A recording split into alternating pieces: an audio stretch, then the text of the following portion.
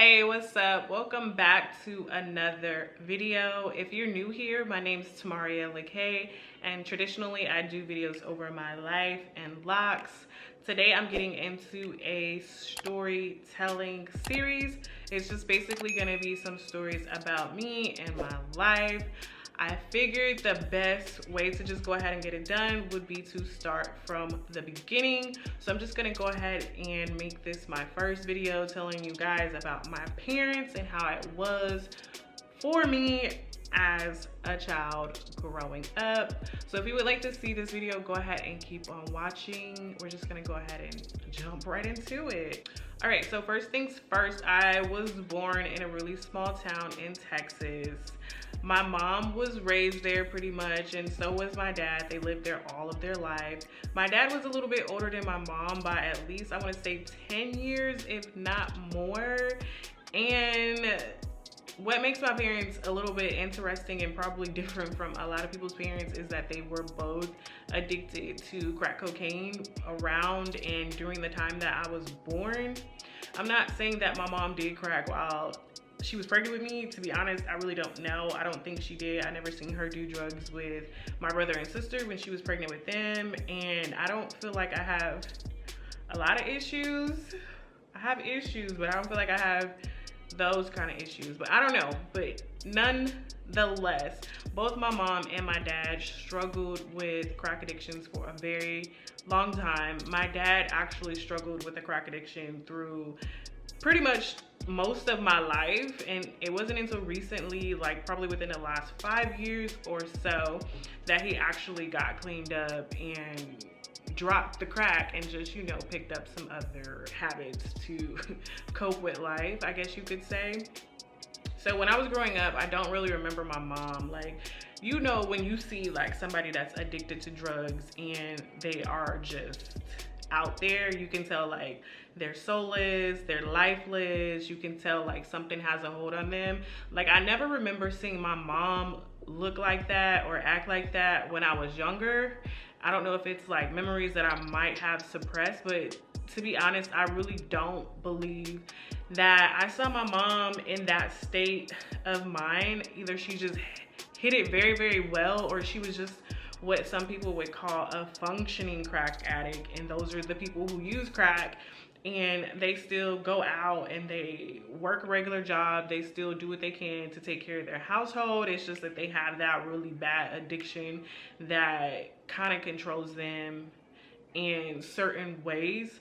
So for my mom, like I said, I don't remember her struggling with it as much as my dad did. From the stories I was told was that my stepdad, who initially raised me, because, you know, my real dad had nothing or wanted nothing to do with me, was that he was the one who kind of supported my mom through her journey of getting off of that drug. So they ended up getting married. He was in the military and he lived 45 minutes away from the town that we were in. So we ended up leaving that town when I was like 2 years old and going to where he was stationed.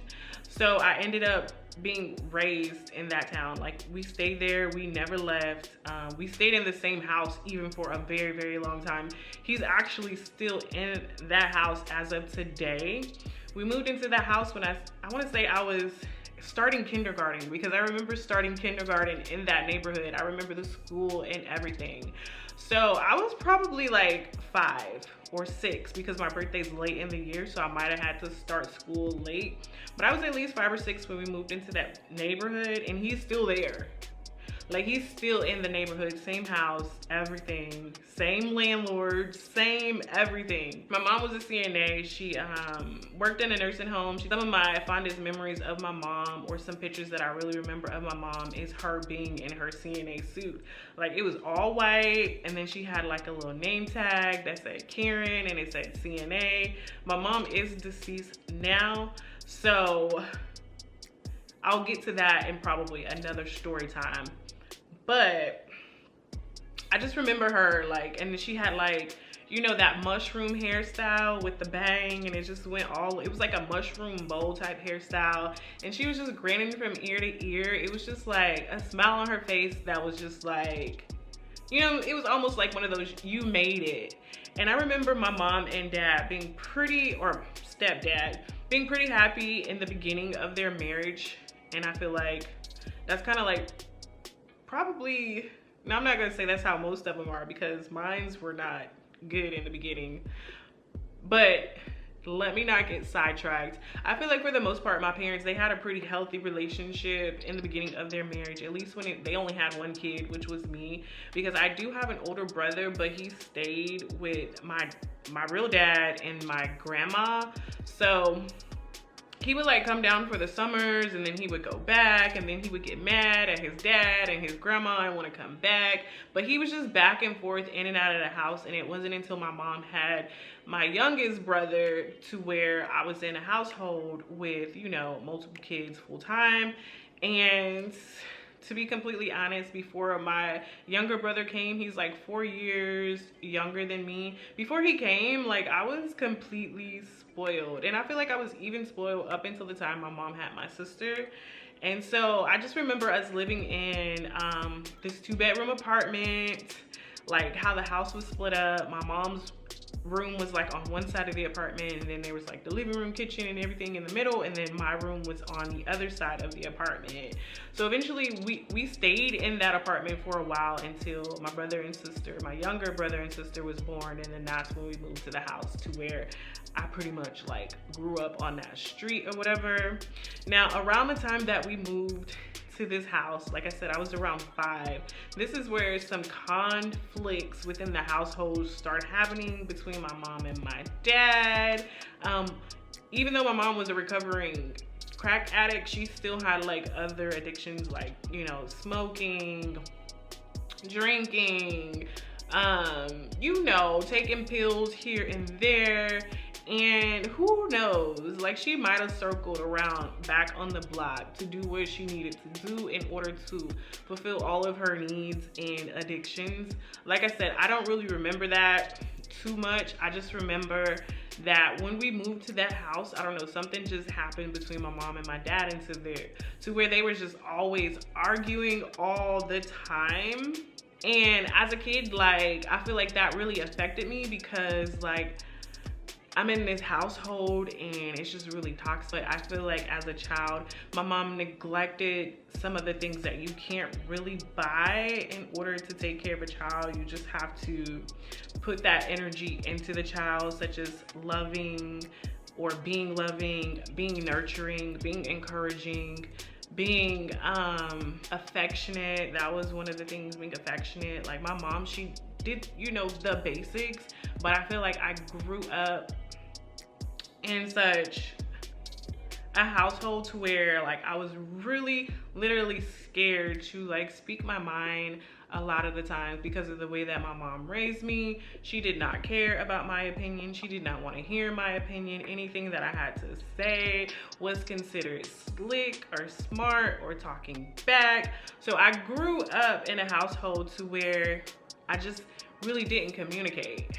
And me not communicating within my household as a child kind of followed me along into my life once I left. Not to mention that I left my parents' house when I was pretty young. I got pregnant at 14, and then as soon as I was 16, I was all like, I want to get emancipated. I don't want to live here no more. I want to go stay with my baby daddy. But I just grew up like just kind of like being told what to do constantly. And I know, like, you know, that was my mom's job, was to tell me what to do, but it was so militant. I'm not saying that my mom was in the military or anything like that, but it was so militant and strict that I just feel like it caused me a lot of problems. Not to mention, you know, the rejection that I felt from my dad not wanting to be a part of my life, and me trying to figuring out like, okay, so why did my dad not want me? Was it because of the drugs that he was on? Was it because he didn't think that I was his? Did my mom really cheat on him? Or did he just not want a daughter? Like, a lot of those thoughts hunted me for a very long time. And it wasn't even until recently that I was just able to just be like, okay, both of my parents struggled with a crack addiction. And even myself, I haven't struggled with anything as, I would say, on that scale, but I have my own struggles. And then I also know what it's like to have my own struggles and still have to be a parent, and sometimes how difficult that can be when the only thing you want to do is the best for your child. You want to make sure that your child has the best, that you can teach them in the best ways, and that they can grow up and not have to experience life how you did. So I get what my mom was doing when she was being like super strict with me, but at the same time, she was so strict that I couldn't have a relationship, or I didn't have a relationship with her where I could just come and talk to her about things that were going on in my life, about things that I was feeling. So I don't know, I guess maybe I was a dramatic child when I was growing up. I know I used to journal a lot or whatever, and I remember one time I was sitting in my room and I was just like sad, and my mom, she came in there and she was like, "What's wrong with you?" And I was just like, "I'm sad." You know, I was telling her I didn't want to live anymore.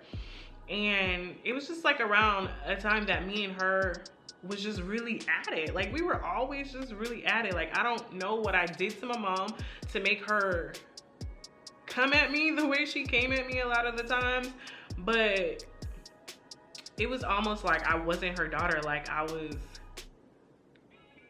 like almost like a frenemy. It was like I was her friend, but she also kind of looked at me like an enemy. But anyway, she walks in the room and I tell her what's going on with me, and I'm like, I'm in my early teens, and I told her that, you know, I didn't want to live no more and I was sad about my life, and you know, she just said some slick stuff, like she just didn't care. And I was just like, what in the world? But you have to really like understand the entire story. I feel like my mom struggled with some mental illnesses that she just didn't know how to handle on her own. And I look back at the timeline of things, I feel like my mom, she was really struggling. She was struggling spiritually, she was struggling emotionally, she was struggling within her marriage, she was struggling with herself as a person. She didn't really like where she was at. She was a stay-at-home mom. She didn't feel like she had a life. She had made mistakes in her, you know, in her past and in her current moments in life. And I feel like she was just struggling, and she just, as much as she prayed, she just really didn't know how to get over some things. And I feel like her not being able to mentally get into a space of positivity and light just caused her to be really strict and rough with her kids. Now, I've already forgiven my mom for the way that I feel like I was mistreated as a child. This is just like me explaining kind of like who I am and why I am the way that I am. Some people would say that, I'm not gonna say my mom was narcissistic, because I don't want to judge anybody based on my experience with them. I'm not a professional. I'm not a mental health professional. I don't have the ability to even judge anybody for anything. I just have the ability to empathize with people. Like, when I was younger, I didn't know how to do that. I definitely didn't know how to empathize with my mom for all of the ways that I felt towards the way she was treating me. But as an adult and as a mom now, I realized that my mom was going through a lot. Like, I feel like I kind of mimicked her marriage a little bit, not only once, but twice. And marriage is definitely not easy. In the beginning of my mom's marriage, I feel like they were happy. They had kids. My stepdad got out of the military. I feel like that's when they started, you know, having some issues, be it financial, be it the loss of passion, be it all of the things that happened as far as cheating, as far as the bad spending habits, as far as the other addictions that were in play, as far as alcoholism. My mom had heart issues at a very young age. My mom died before she was 40.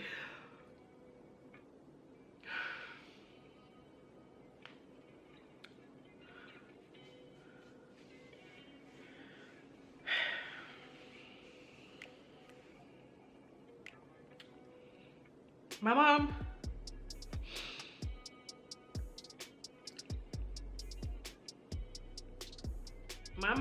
died.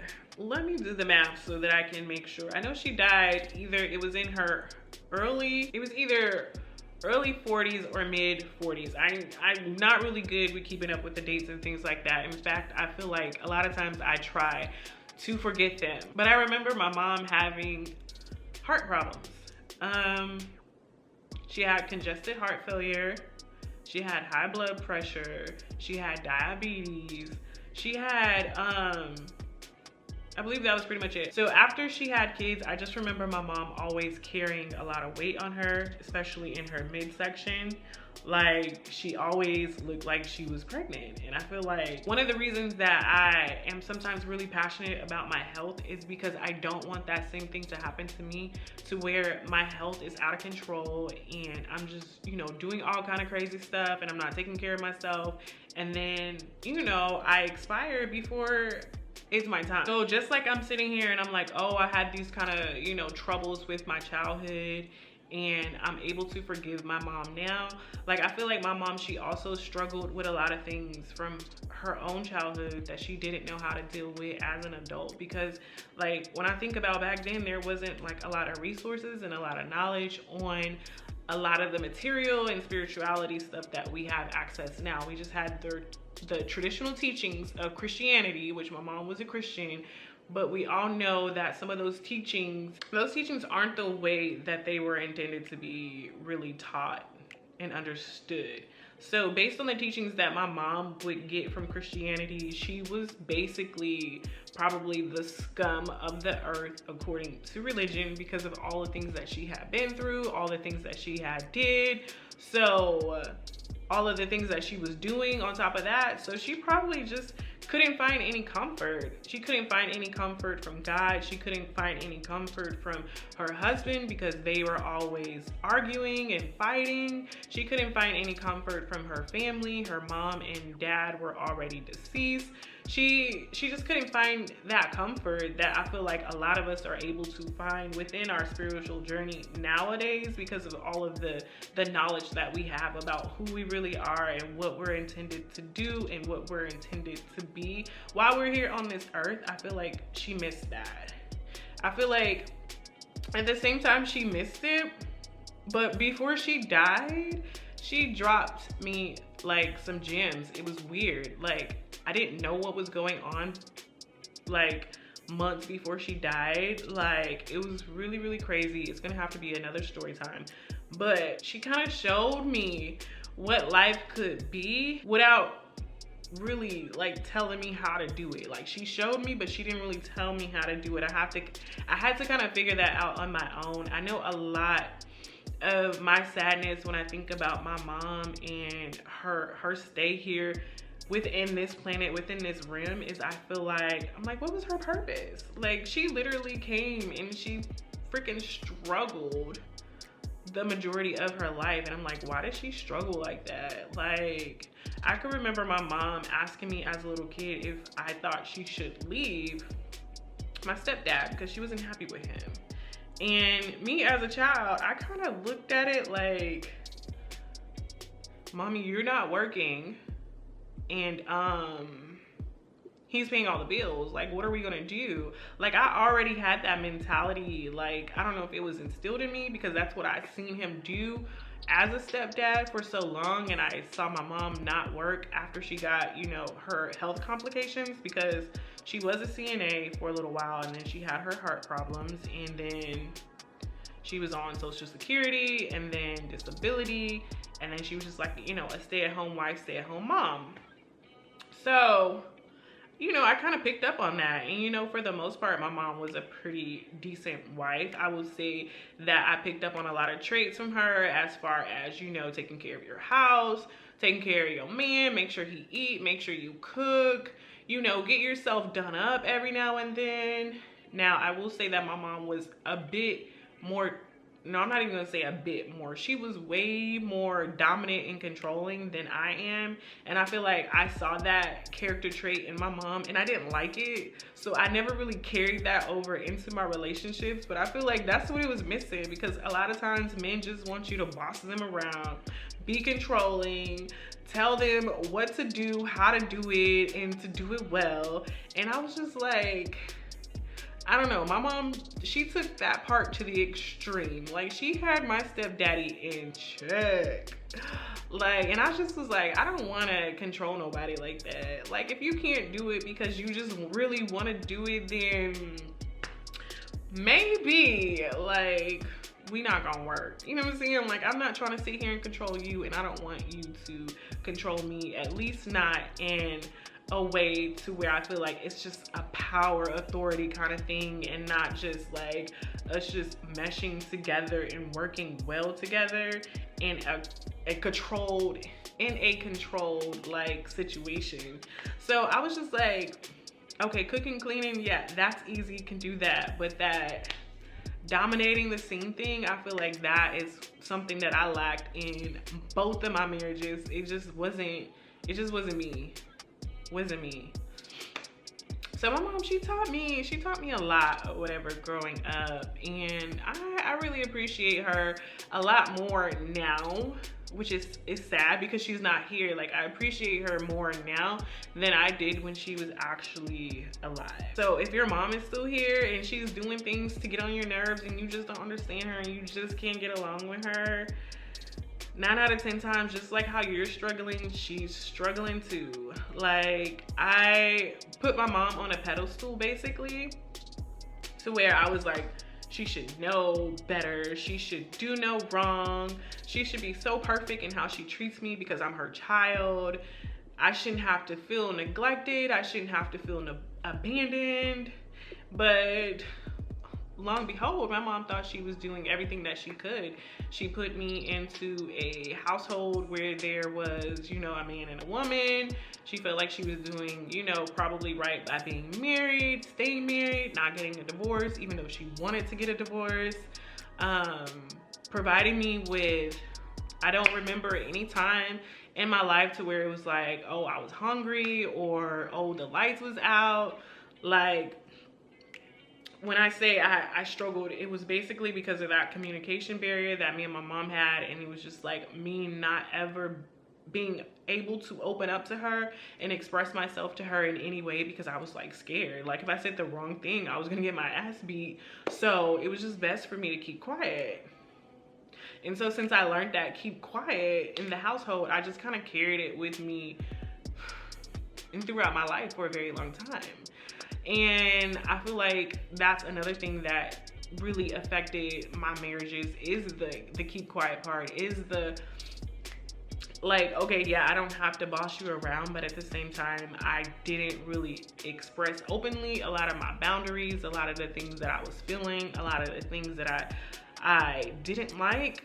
Yeah, I would express things that I like because, you know, that's easy. But as far as expressing like things going on that I didn't like I would just literally hold everything in, not only from my marriage, but from my relationships with other people, like probably in school, at work, like anywhere with family.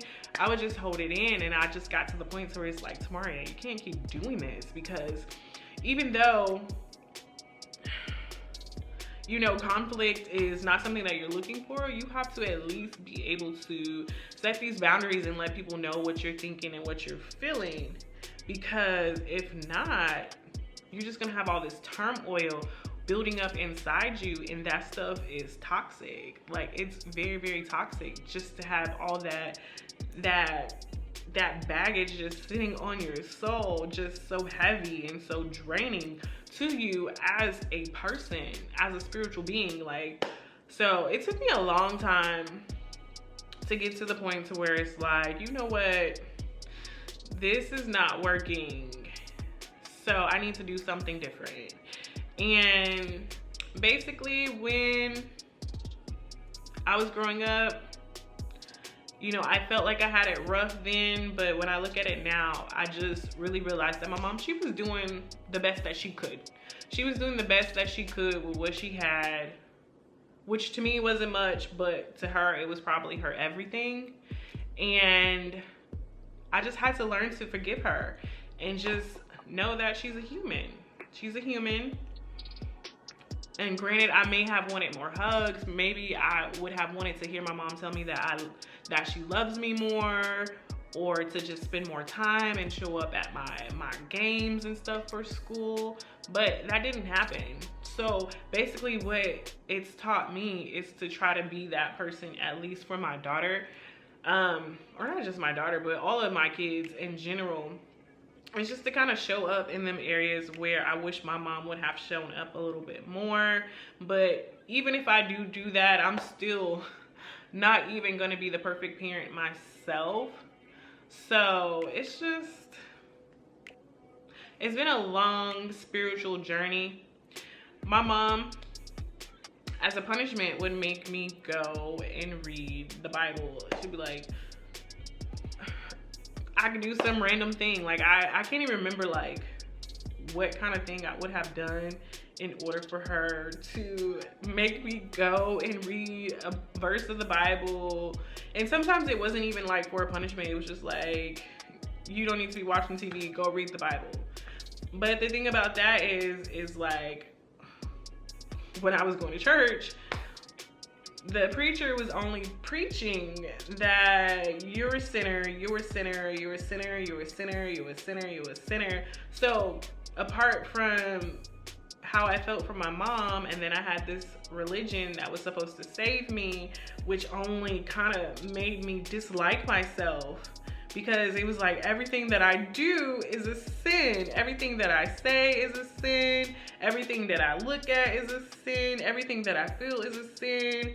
So it's like, I felt rejected from God. I felt rejected from my real dad. I felt rejected from my mom. I felt rejected from everybody, because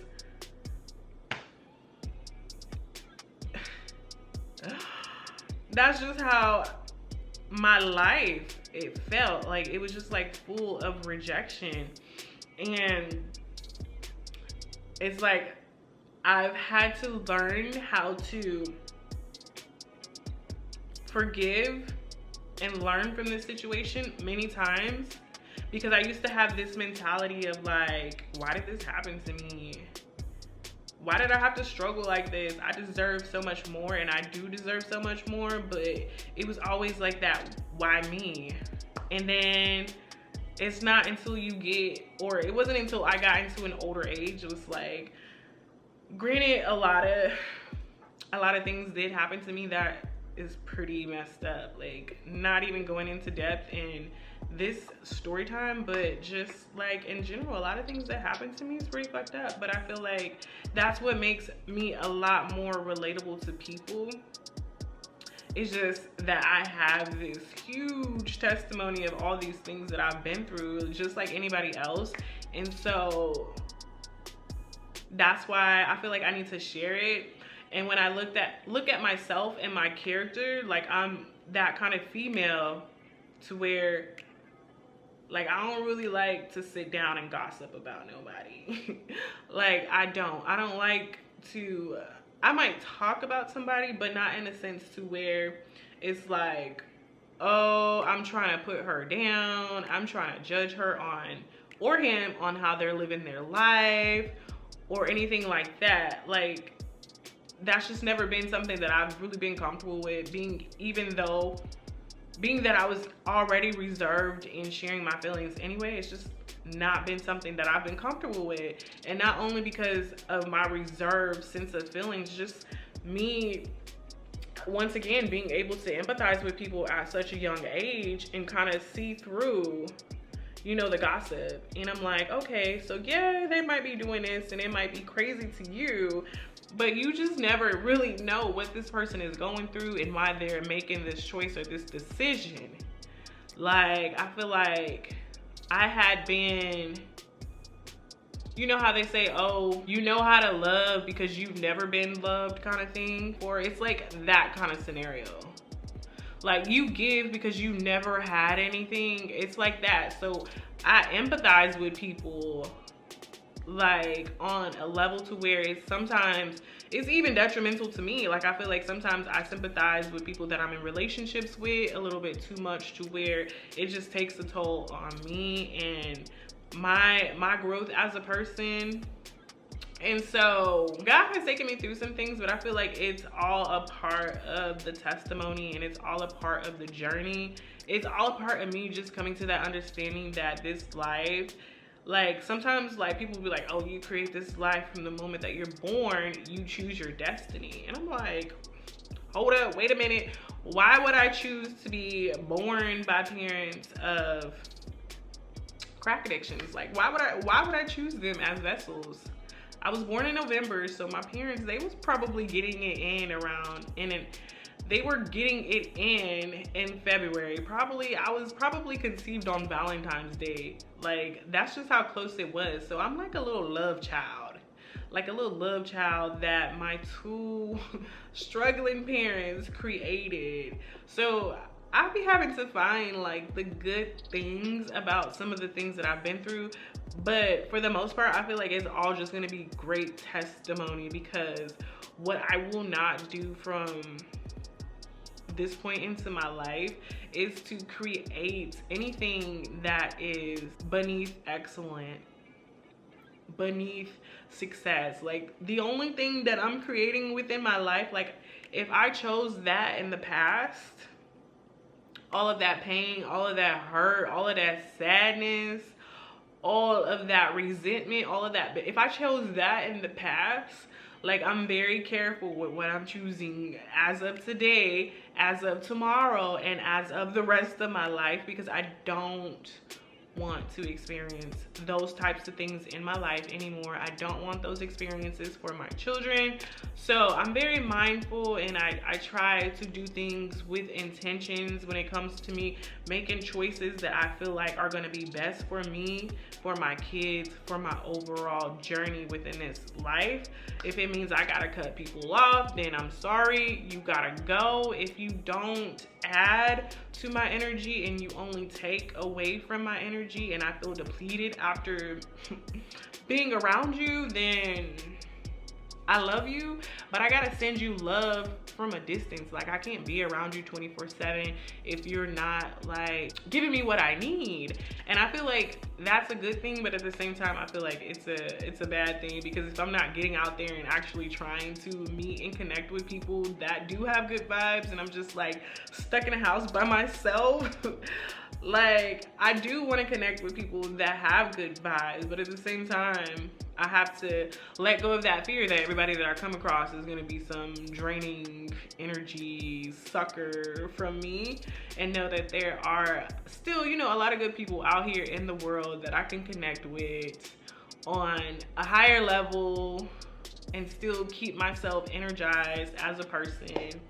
But that is pretty much it for kind of my story time, telling you about how I was raised and kind of giving you a little bit more insight of who I am as a person, some of the things that I've been through, some of the things that I've struggled with, some of the things that I am no longer struggling with as a person, as a woman, as a mother, as a friend. So yeah, that is it for today's video. I hope you enjoyed. If you did, be sure to go ahead and hit that like button. If you haven't already subscribed, go ahead and do that. Hit the bell so that you don't miss the next video. See you in the next one. Bye.